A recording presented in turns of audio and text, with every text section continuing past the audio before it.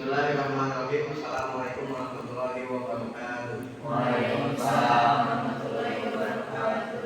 Alhamdulillahirabbil alamin wa bihi nasta'inu ala umuri dunya wad din wa shalatu wassalamu ala asyrofil anbiya'i wal mursalin amma ba'du. Rabbi shrah li sadri wa yassir li amri wa hlul 'uqdatam min lisani yafqahu qawli. Bismillahirrahmanirrahim. Rabbi zidni ilman nafi'an warzuqni fahman wasi'an. Alhamdulillahirrahmanirrahim. Bagaimana adik-adik sekalian, sehat semuanya? Alhamdulillah. Sehat lahir batin ya.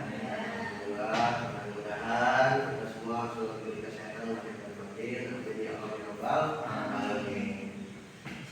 Oke, pada hari ini Bapak akan membagikan dan mempresentasikan RPS Bapak, yaitu makul ilmu fikih ya, tentang ada konsentrasi ilmu fikih, ada konsentrasi ilmu fikih juga, dan ada juga sebagai pengantar ilmu fikih ya.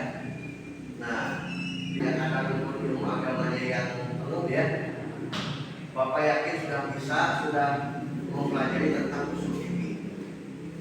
Oke, ilmu fikih ini secara bahasa artinya adalah paham ya, atau memahami. Kalau secara istilah adalah ilmu yang mempelajari ya tentang hukum-hukum syariat Islam secara terperinci, baik secara konseptual ya atau pemahaman dalil-dalil akli dan dalil-dalil nanti ya, gitu secara terperinci banget ya. Nah, ilmu fikih ini ada pakarnya ya, yang mungkin kalian sudah dengar semuanya. Ulama fuqaha yang pertama siapa yang kalian tahu? Imam Maliki. Imam Maliki. Yang kedua Imam Hanafi. Imam Hanafi. Yang ketiga Imam Syafi'i. Imam Imam Maliki, Imam Hanafi, Imam Syafi'i, Imam Hambali. Masa lupa lagi waktu di SMA atau di Sanabiyah? Malik bin Hambal. Iya betul, Malik bin Hambal. Panjangannya Abu Hamzah. Imam Abu Hanifah ya, Imam Hanafi, Imam Hambali, Imam Maliki, Imam Syafi'i ya. Itu ulama fuqaha 4 mazhab yang terkenal ya. Jadi dari semua golongan apapun atau organisasi keislaman apapun selalu memegang 4 mazhab tersebut, itu tidak dianggap sesat ya. Maka kita harus meyakini, dan sumber hukumnya adalah Al-Quran dan As-Sunnah ya, hadis ya. Oke, ini RPS ini berkaitan ya, yang ada di dalamnya itu tentang bab toharo ya, atau bersuci. Kemudian ada tentang bab sholat ya. Salah satu dalilnya adalah as-sholatu imaduddin. Artinya sholat itu adalah hak agama ya. Seperti bangunan rumah, bangunan ini kalau tidak ada tiangnya maka akan runtuh. Nah begitu juga pribadi kita. Kalau kita tidak rajin sholat, apalagi tidak pernah sholat, maka keimanan kita juga akan Alhamdulillah ini ya. Kemudian ada menceritakan tentang bab haji, bab umroh ya, semuanya ya yang menyangkut masalah ibadah mantap atau mantap ya. Nah, dari berbagai aspek kehidupan, setelah kita meninggal ditanya atau tentang amalan kita setelah meninggal, ditanya itu tentang apa dulu? Kenapa tidak sholat dulu atau yang lainnya? Karena apa? Betul tadi, karena as-sholatu iman intihan agama. Berarti kalau sholat tidak ditegakkan, maka sodako, bab sering maaf, ya, dermawan, apapun lah, ya. Kalau orang itu tidak sholat, sia-sia, ya. Makanya kita saling mengingatkan, rajin-rajinlah sholat, apalagi ditambah dengan sholat-sholat nawafil atau sholat-sholat sunnah. Contohnya seperti apa? Sholat-sholat sunnah? Ya, sholat-sholat rawatib, ya, qobliyah subuh, kemudian ada qoblah, ada ba'dah juga, ya. Nah, ada sholat-sholat sunnah yang lain. Contohnya sholat duha, tahajud, terus sholat hajat, sholat witir, sholat istiqoroh. Nah, bagi kalian yang mau mencari jodoh itu bisa, ya. Syariatnya sholat istiqoroh 2 rakaat. Ada doanya khusus juga, ya. Gitu. Siapa yang pernah sholat istiqoroh? Ya, ini kayaknya setelah lulus ini mau langsung nikah kayaknya. Tapi selesaikan dulu ya satu persatu, ya. Ada kewajiban di kampus supaya selesai dulu. Terima ijazah baru boleh langsung. Nah, nikah, ya, biar jadi sah. Nah, di sini juga ada bab pernikahan, ya. Bab pernikahan juga ada. Nah, hukum nikah juga itu bisa jadi haram, bisa jadi sunnah, makruh, mubah. Nah, hukum dasar dari ilmu fikih itu, nah itu yang tadi, ya. Apa pengertian tentang haram?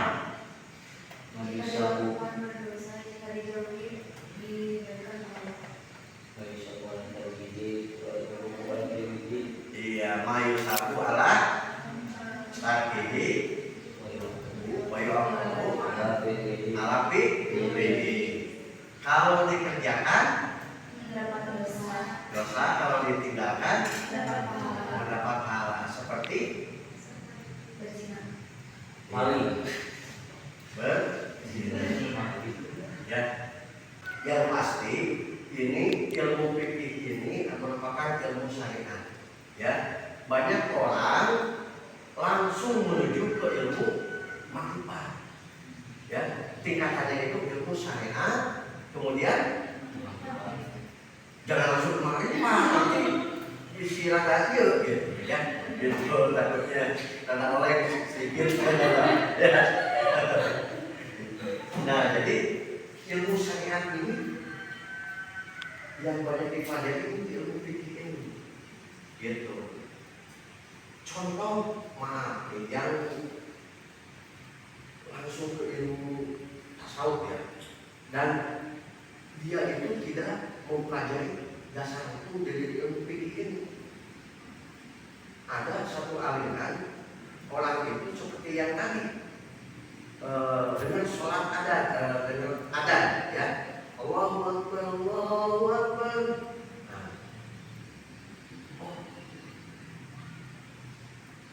ibaratkan orang itu sudah melakukan sholat, jadi dia tidak mempraktekkan sholat. Nah, seperti itu yang menyesatkan. Alhamdulillah ini. Jadi bagi mereka tafsirannya, oh ya, ingat sama Allah, ya udah ingat doang, gitu. Tapi tidak mempraktekkan ilmu-ilmu fikih yang ada di dalam sholat itu sendiri, ya. Betul, sholat, tulisan sholat, tapi kan prakteknya harus ada gerakan, betul nggak? Nah, itu di dalam ilmu fikih dibahasnya, ya. Paham semuanya, ya? Gitu. Nah, jadi kita sebagai umat muslim yang beriman dan bertakwa kepada Tuhan yang Maha Esa saling mengingatkan. Sekali lagi yang ditekankan masalah sholat, ya. Gitu. Nah, sama orang tua apalagi disuruh, ayo sholat meskipun sudah sebesar seperti ini, kita jangan sakit hati. Justru itu orang tua itu sayang sama kita, ya. Jangan punya hati gedumel atau gimana, si bapak, si mama, jangan begitu, ya. Apalagi dulu masih ada orang tua, nah, tetap langsung aja pergi ke masjid, ya.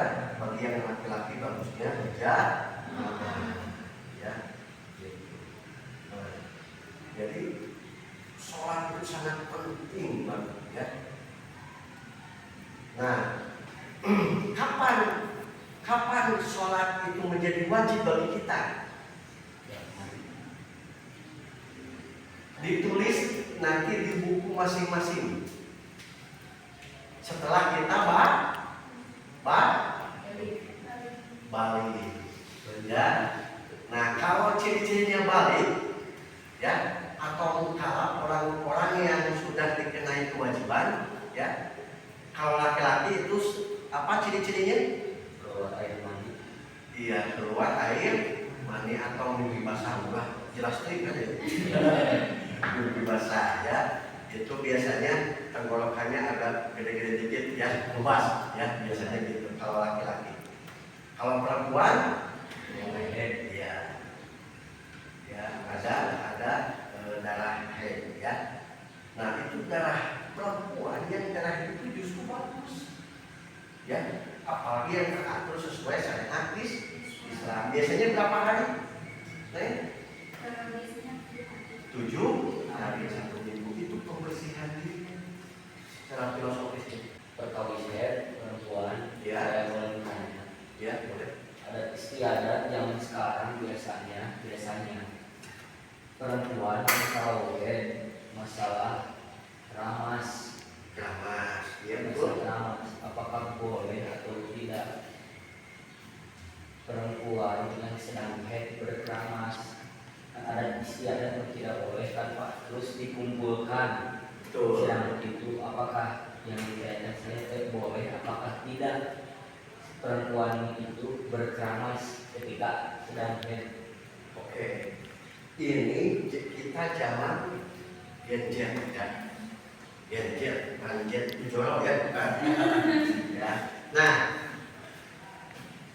dari berbagai hukum ini ada prinsip kontemporer, ya. Nah, jadi kita mindset kita sebagai mahasiswa itu jangan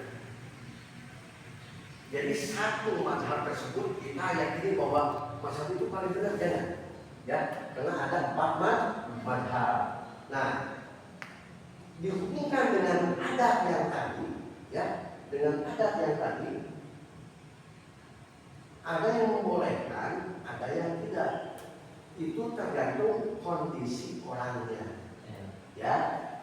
Kalau kondisi orangnya lemah, ya, lebih baik tidak usah keramas. Kan suka dikumpulin kata orang-orang dulu, satu helai rambut itu nanti kalau sudah beres baru mau mandi besar harus dicuci juga, betul nggak?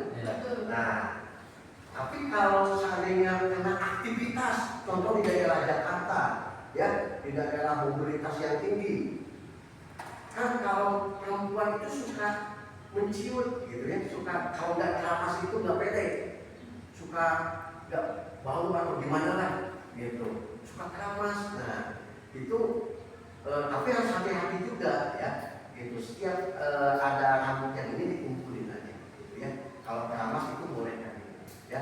Jadi ada yang memperbolehkan, ada yang tidak sesuai situasi dan kondisi orang tersebut, ya. Oke, terima kasih banyak pada hari ini. Mudah-mudahan ilmu yang pada hari ini kita semua pelajari mendapatkan taufik dan hidayah dari Allah Subhanahu wa Ta'ala. Subhanallahumma wa bihamdika asyhadu an la ilaha illa anta astaghfiruka wa atubu ilaik. Wassalamualaikum warahmatullahi wabarakatuh. wabarakatuh.